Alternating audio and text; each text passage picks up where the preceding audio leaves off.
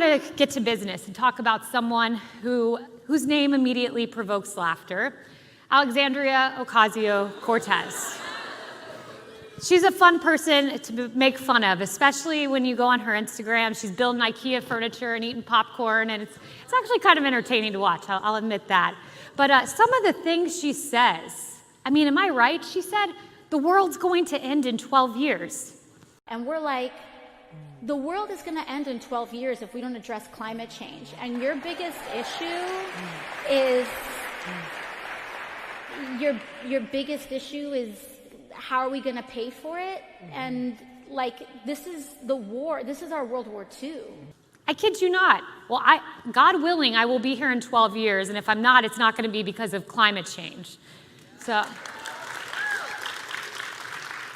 then she tells us that she can't name the 3 branches of government. And she's a sitting U.S. Congresswoman. Alexandria Ocasio-Cortez, man, is she setting the world on fire with her brilliance. Mm-hmm. I mean, every time she opens her mouth, you think, wow, that is a bright young woman, isn't she?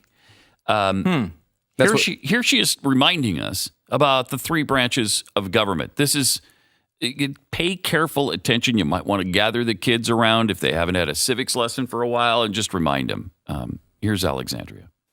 Is that should we, and if we work our butts off to make sure that we take back all 3 chambers of Congress, all 3 chambers of government, the presidency, the Senate, and the House in 2020, we can't start working in 2020. All 3 chambers of the government, the presidency, the House, and the Senate. Just like our founders designed. Yeah.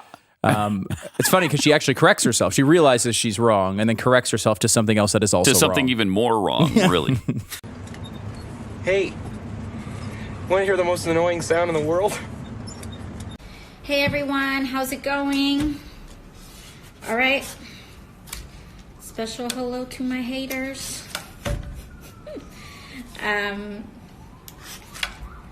It's so funny, like, today there was this story that came out in the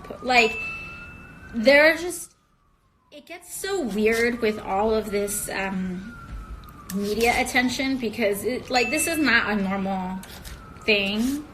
It's really not normal, and what's really weird is that it just gets so it's so crazy. It's like people are literally it feels to me like a hysteria, but maybe that's just because all of this stuff is about me, so it feels very overwhelming. But like today there was this article that had come out, or yesterday, about how like does she live in the Bronx? Like, we asked people at her old apartment if they've seen her, and it's like, yeah, I live in the same neighborhood, but I had to move apartments. You guys, enough!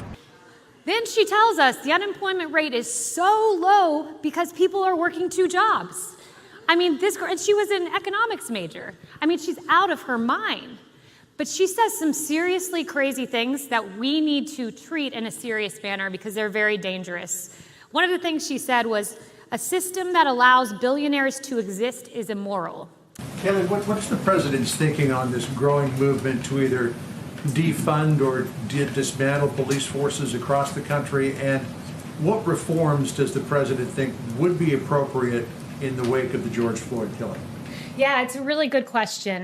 The president is appalled by the defund the police movement. The fact that you have sitting congresswomen wanting to defund the police, notably Rashida Tlaib, notably Biden advisor AOC Alexandria Ocasio-Cortez, a former Clinton and Eric Holder spokesperson Brian Fallon, wanting to defund our police across this country, it is extraordinary. And when you think the left has gone far, and they couldn't possibly go farther, because we all remember the defund ICE movement. They want to defund immigration and custom enforcement, and now they want to defund the police. This is extraordinary. This is rolling back the protective layers that protect Americans in their homes and in their places of business. He's appalled by it, and it's remarkable to hear this coming from today's Democrat Party. So there you have it, a perfectly reasonable response, but leave it to a leftist, especially a far leftist, to dig deep into their soul and deep into the context of what you're talking about to try to derive some sort of bigoted attack towards them. This is called the victim mentality.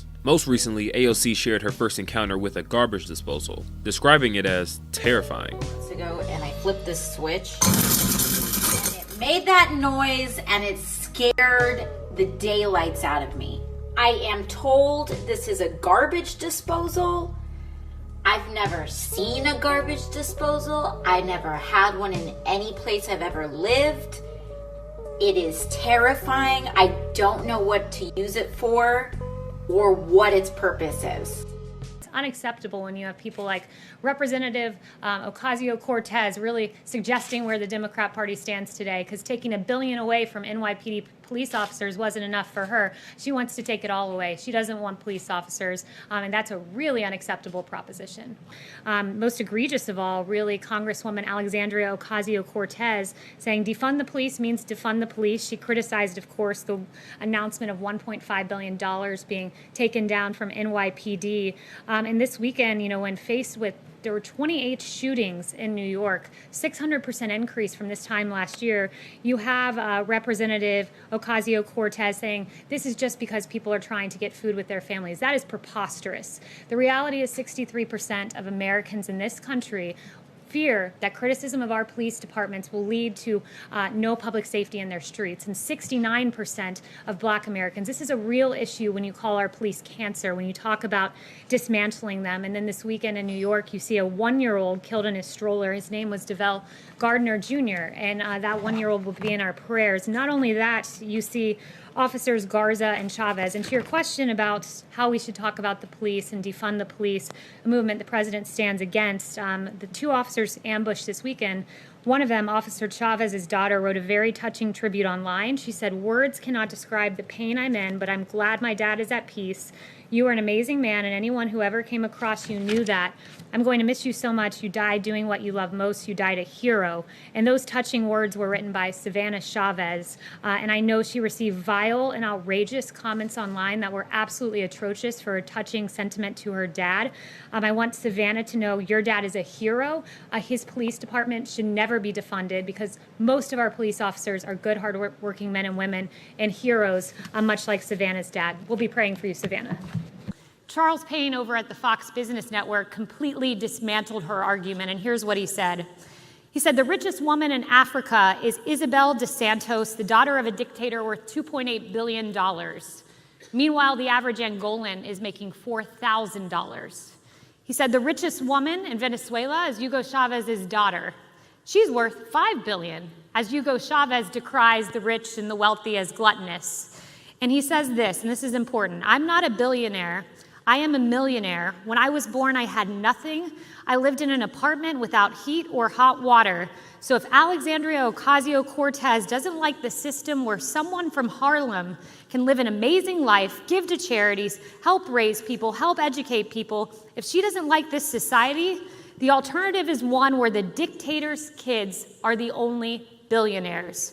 Which one does she want?"